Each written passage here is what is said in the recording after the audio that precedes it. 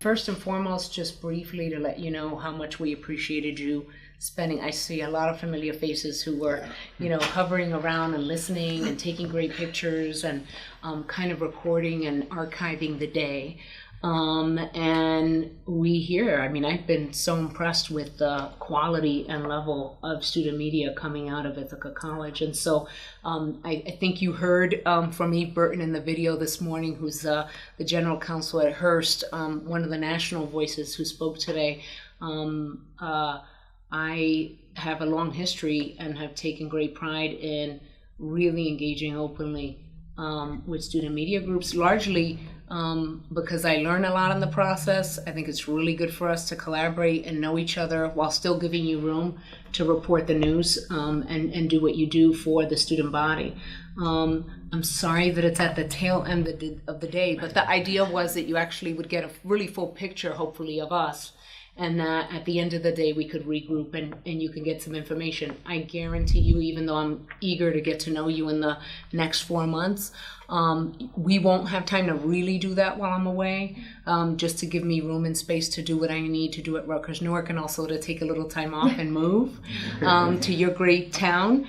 We have a lot of moving parts for us, but when I'm here, we'll sort out a regular way that we're all comfortable with, kind of engaging and talking and being proactive about the way that we want to share information and work together. So that's really the spirit of it. Was one of my top things when I thought about today with Van was I want to, I'm reading all this stuff and I'm listening to all this stuff, and we're big fans of public radio, and thought that it'd be really neat to meet you on our first day on campus.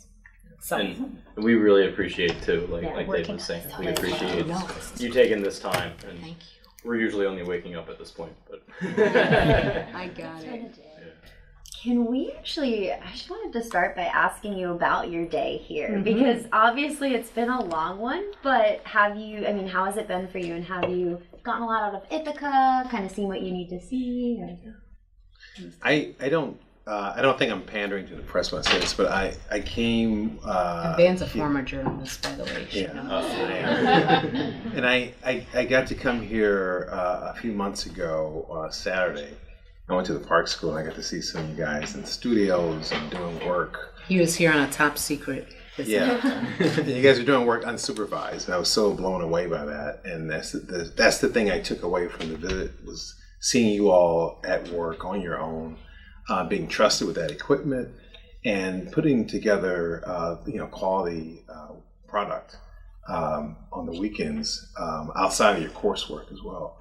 And then beyond that, being here today just corroborated everything I thought I was seeing from a distance, meeting the students and having conversations with people all day. I'm just even more excited about our time here, and even at the end of a long day, I still feel excited and invigorated by it. Yes, and I would just say that the day has been incredibly energizing, and I actually feel a lot of energy, even though it's been a long day. And it's largely because of conversations I've had with students. I've had individuals coming up to me crying and telling me their story, including not just students, but faculty and staff who are part of this community. And so, when you think about a place, and hopefully my remarks about why this place resonated with me were compelling and interesting to you, but it's quite different to kind of be in the space and actually meet the members of the community after you've kind of been imagining your place in this space. So today has been reaffirming, energizing. I've also learned a lot already from conversations about people's experiences and what matters to them. So I think we're feeling pretty good. I learned today that you weren't actually initially looking for a new job, and that some of your colleagues had mentioned that this might be a good fit for you. I'm wondering, in that long process that this was, what really was sort of a final tipping point for you, for lack of a better term, or what was that final sticking point that made you think maybe this would be a good fit? Yes.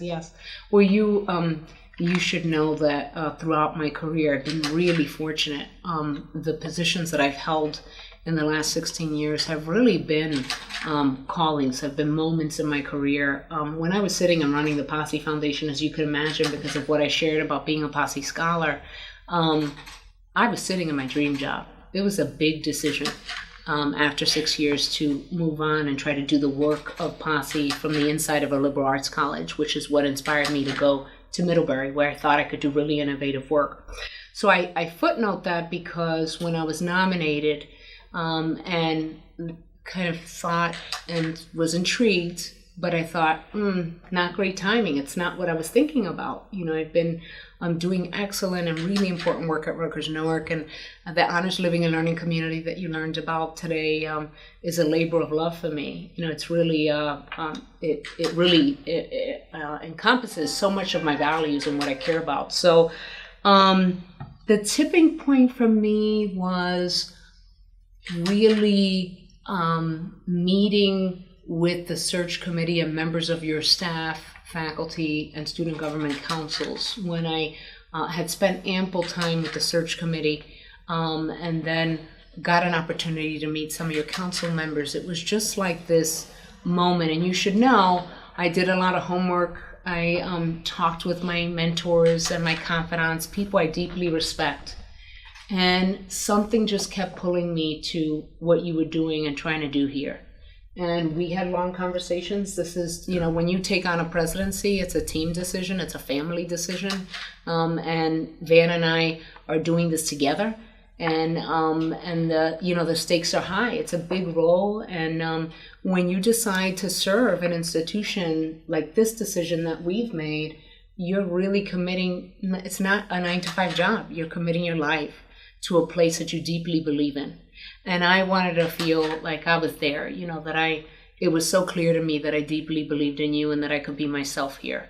And we made that decision without, as you know, these open conversations where I could see everything and meet all the students and go, what's it really like, right? Other than what I read in the Ithaca or what I've heard in your radio stories. And you just never know until you're inside a place. And so we took a leap of faith. And for all the reasons that I mentioned today, it felt like the absolute right moment and right decision. And you will all make decisions in your life when you think it's not the perfect time, but why am I being pulled to this? Why do I feel called to do this? And I think we need good leaders in higher education right now. And so it came a little sooner than I thought, but I'm so pleased. I feel completely confident about this decision.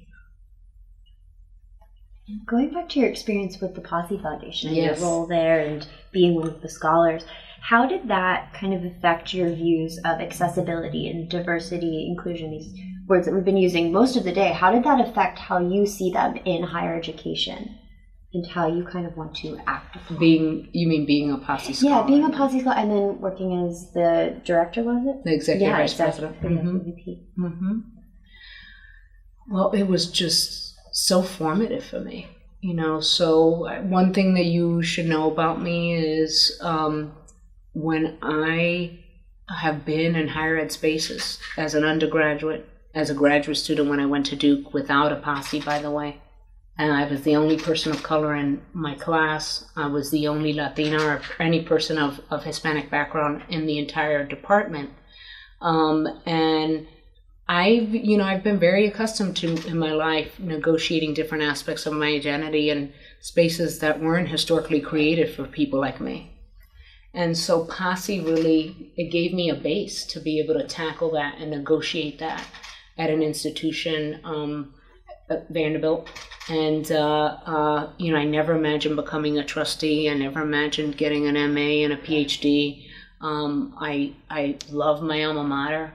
And I struggled there with a lot of issues around my identity and the culture there. And so that has been so formative in terms of how I see student experiences and what students need, and the mentors, the faculty members, the administrators that were there for me. And Susan Roth, who you saw in the video, who's a renowned trauma psychologist, was formative for me in graduate school when I went to Duke and was completely alone. I mean, graduate school was completely isolated. And so I guess what I would mostly say, if there's so much that I can say about Posse, is just I fundamentally believe that we need to create greater access for more students from all backgrounds into these precious seats that you occupy. Very few people in this country get to sit at this table. And so I'm trying to play a role in that. But a really important piece is, how do we build the right support systems for people of all backgrounds? Whether you're a legacy, your parents are, maybe you have 3 generations of do you call yourselves Ithacans? No. So, you know, and so the other thing that I want you to hear is, even though I care deeply about first generation college students and all of those things, I really think it's important for every student on this campus to see themselves as a stakeholder in the conversation and in the work. And that means if you're affluent and you have resources, or you're from an urban environment or a depleted rural school somewhere in another part of the country, or you're the first person in your family to go to college, or you're dabbling into an academic space or radio, you know, another opportunity that you're taking a chance on, we have to figure out kind of how to do all that work together. And the more diverse those life experiences are, the better your experience in college. And so that's I guess a big thing, right? Everybody needs a posse. Everybody needs a mentor, regardless of your background. And some people need it more. And it's not always the people you think. And I'm sure I'm preaching to the choir when I say that to you. So kind of going off of your talking about community and really bringing that. So I know you kind of started touching on this, but how do you plan on keeping, all of the voices heard on campus? And I know you have talked a lot about today about making sure that you're really on the student level and making yourself seen. So how do you kind of plan on at least starting to implement that when you start come this summer? And Yes, no, that's a great question. So as you can imagine, I'm sure, with all of the buzz about me joining the community, there are high expectations, great hopes, and I feel just as hopeful, and my expectations are high. A lot of it is not rocket science. It's really figuring out a way for me to have the greatest level of connection and accessibility to you. I think the people around this table can be enormous partners and stakeholders for me to know how to have a pulse on what's happening in the student body. Who do you think I need to know and meet with? Who do we all need to? There are probably folks that you're missing in the process when you're doing. You think about how challenging real, true, responsible reporting is, right? And so really kind of thinking about that. But really practical things like lots of meetings, open office hours. One thing that I prided myself in doing at Middlebury, which worked really well, was, I met regularly with the editor-in-chief and the managing directors of the paper, the radio, and student government. But my open office hours also allowed me to see students who weren't wearing those official hats and had a lot to say about their experiences or just wanted support. And so I'm sure you know many students that aren't wearing these official hats that you wear, but they matter here and they're doing a lot. And so they're the connecting tissue, here in the community. So some of that. So I will need your help in, knowing what I don't know and figuring that out. The challenge for me will be, as you can imagine, is that I want to spend a lot of time on campus and getting to know the community. And at the same time, I have a big responsibility to bear in representing this college nationally and externally. And not just in terms of fundraising, but I'm really serious when I say I want this college to be a national model and around some of the things that you really care about.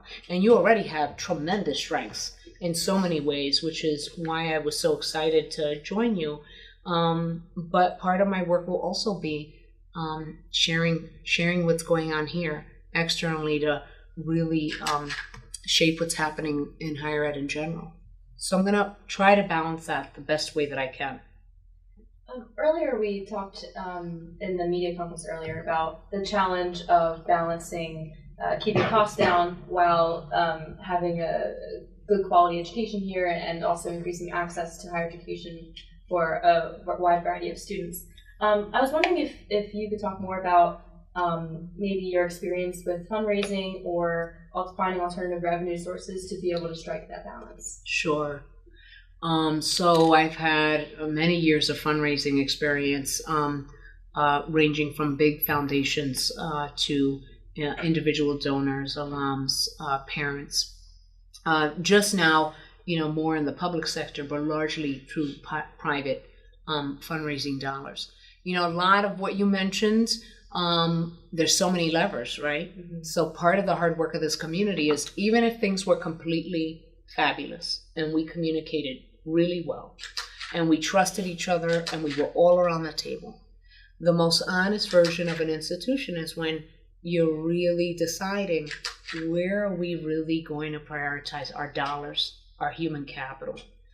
What are we not going to do in order to? So if we're really committed to access and affordability, what does that mean in other areas? And at the same time, to your point, you want to balance that with also figuring out other ways to find revenue. Mm-hmm. So are there innovative ways that we could dream up and think about that would produce funding sources coming from the college in ways that could help us achieve our goals? And so that'll be a big part of the work moving forward. And let's say we fast forward and, it's now, I don't know, a year from now, and we have a strategic plan that was democratic, that we felt we built together. In that strategic plan, we'll have to make decisions about what we're prioritizing, where we're putting our money, and then figuring out revenue streams. So I am fortunate to be, when I was at Middlebury, Middlebury figured out very innovative ways to produce additional dollars for the college. They're essentially a year-round campus. For those of you who know about Middlebury, there's a whole set of language schools that happen in the summer. There's the Bread Loaf Writers Conference, the Bread Loaf School of English. All of that happens in the summer. But it also acquired a graduate school on the West Coast while I was there that was in the red, and people thought it was a crazy idea. Little liberal arts college acquiring a graduate school that actually was having financial woes, but was aligned with the mission of the institution. And it was clearly across the country. And so I mention that because there are models out there, if you will, where interesting things can happen. It does mean taking calculated risk as a college and deciding what we might want to do to get to those goals. The tricky part of this work is getting those levers right, and then feeling that we as a community agree on some of what's at stake. There are no perfect answers, and you can't do everything you possibly want to do. And so I'm eager to hear from you. What are things you're not willing to sacrifice that are really important, that you want to really take care of? And then where can we make some enhancements and really get to the things that we care about? Now, what parts of your previous position at Rutgers are you going to bring to Ithaca, and how are you going to incorporate that? Oh, wow, that's a good question. That's such a good question. Well, I think that you've read, my portfolio is significant. At Rutgers University in Newark, I have an amazing team. And even though it's largely a commuting campus, I think you know this, but Rutgers University Newark specifically serves close to 13,000 students, and we have no racial ethnic majority. 54% of our incoming class are Pell Grant recipients. 50% of the incoming class this year were transfers from community colleges. And so when you want to talk about inclusive excellence and access, it's walking the walk. It is an incredible place. But it's also not filled with resources, and we've had to be really creative. So to the earlier question around priorities and money and access and affordability, we decided to dive into this, developing this honors living learning community, and open up a new building and create a 500 student undergraduate experience that is going to be, without a doubt, a national model of redefining honors initiatives. And so that was a decision that we made that was core to the strategic plan, but it also meant actually deciding not to do other things. And we as a community collectively needed to make that decision in order to invest in this dream that we had for undergraduate students who we're going to live and learn in an urban community as local citizens in a global world. So I guess what I'd say I'd bring that I think is really important, and it's connected to my previous roles, is my lens around what the possibilities are is much broader and deeper than I think if you were inviting a president here who had grown up in a particular model of higher ed.